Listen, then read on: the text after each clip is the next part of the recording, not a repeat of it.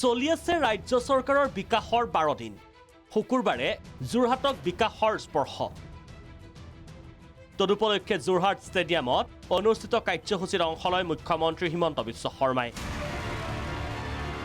ৰাজহুৱা সভাত অংশ লৈ মুখ্যমন্ত্ৰীগৰাকীয়ে ইংৰাজী নতুন বৰ্ষৰ বৃহৎ উপহাৰ দিলে যোৰহাটবাসীক সৰ্বমুঠ 220 কোটি টকাৰ অভিলাষী প্ৰকল্প উপহাৰ যোৰহাটবাসীক যোৰহাট নগৰ পানী যোগান আঁচনিৰ ভূমিপূজন আৰু আধাৰশিলা স্থাপন কৰে হিমন্ত বিশ্ব শৰ্মাই যোৰহাটৰ পহুমৰাত স্থাপন হ'ব লগা এই পানী যোগান প্ৰকল্পই নগৰখনৰ 19টা ৱাৰ্ড সামৰি ল'ব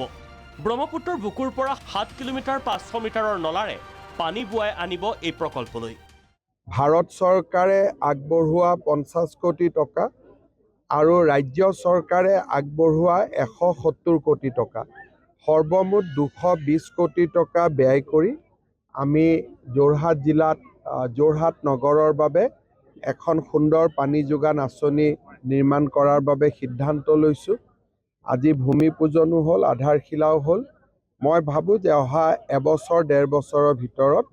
আমি এই আঁচনিটো সম্পূৰ্ণ কৰিব পাৰিম যোৰহাটত মুখ্যমন্ত্ৰীয়ে ঘোষণা কৰিলে ৰাজ্যৰ 6,86,887টা বান ক্ষতিগ্ৰস্ত পৰিয়াললৈ সাহায্য বেংক একাউণ্টত শুকুৰবাৰে সাহায্য ৰাশি লাভ কৰিব বুলি মুখ্যমন্ত্ৰীজনে ঘোষণা কৰে 2024 চনৰ বানপানীৰ সময়ত ক্ষতিগ্ৰস্ত হোৱা 6,84,887টা পৰিয়াললৈও আজিৰ দিনটোত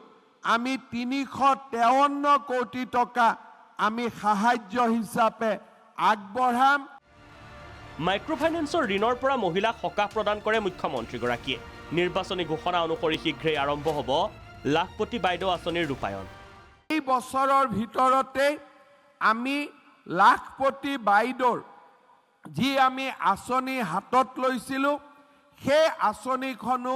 আমি ৰূপায়ণ কৰাৰ বাবে আগবাঢ়িম অৰ্থাৎ এতিয়া আমাৰ ভেৰিফিকেশ্যনৰ কাম চলি আছে আৰু ভেৰিফিকেশ্যনৰ কাম শেষ হোৱাৰ পিছত আমাৰ বিধায়কসকলৰ ওচৰলৈকে তালিকাখন যাব আৰু বিধায়কসকলে মঞ্জুৰি কৰি দিয়াৰ লগে লগে আমাৰ আত্মসহায়ক গোটত থকা আই মাতৃসকলে 10,000 টকাকৈ চৰকাৰৰ পৰা বেংকত তেওঁলোকে ধন পাব অৰুণোদয় তৃতীয় সংস্কৰণৰ প্ৰসংগও উল্লেখ কৰে মুখ্যমন্ত্ৰীগৰাকীয়ে অহা 15 তাৰিখৰ পৰা 21 আৰু কৰবাত 28 তাৰিখলৈকে আমাৰ সমষ্টিয়ে পুলিং বুথে গাঁও সভা অনুষ্ঠিত হ'ব এই গাঁও সভাবিলাকৰ মাজেদিয়ে আমি ৰাজ্যখনত তৃতীয় যিটো অৰুণোদয় তৃতীয় সংস্কৰণ বুলি আমি কওঁ তাৰ হিতাধিকাৰীসকল আমি নিৰ্বাচিত কৰিম উজনিৰ ৰাইজক জ্বলা-কলা খুওৱা 37 নম্বৰ ৰাষ্ট্ৰীয় ঘাইপথৰ সম্প্ৰসাৰণৰ কাম ফেব্ৰুৱাৰীত সম্পূৰ্ণ হ'ব বুলি কেন্দ্ৰীয় মন্ত্ৰী নীতিন গাডকাৰীৰ ভাষ্যৰ আঁত ধৰি ঘোষণা কৰে হিমন্ত বিশ্ব শৰ্মাই চৰকাৰৰ সাফল্যৰ প্ৰসংগ উল্লেখ কৰি কংগ্ৰেছক এজাউৰি দিলে হিমন্ত বিশ্ব শৰ্মাই সূতা কম্বল দুৰ্নীতিৰ প্ৰসংগৰে কংগ্ৰেছক আক্ৰমণ কৰে মুখ্যমন্ত্ৰীয়ে খনে আমাৰ ৰাজ্য যিখন ৰাজ্যত সুদীৰ্ঘ কংগ্ৰেছৰ শাসনকালত আমি দিল্লীৰ ওপৰত নিৰ্ভৰশীল হৈ আছিলোঁ যিখন ৰাজ্যত কংগ্ৰেছৰ শাসনকালত আমাৰ আই মাতৃসকলে সূতা আৰু কম্বলৰ কাৰণে লাইন লগাবলগীয়া হৈছিল এইখনে আজি আমাৰ ৰাজ্য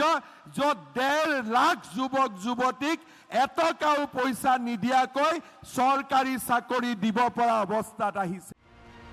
যোৰহাটত পানী যোগান আঁচনিৰ আধাৰশিলা স্থাপন কৰি মুখ্যমন্ত্ৰীয়ে পৰিদৰ্শন কৰে হুলুঙাপাৰাৰ লাচিত মৈদাম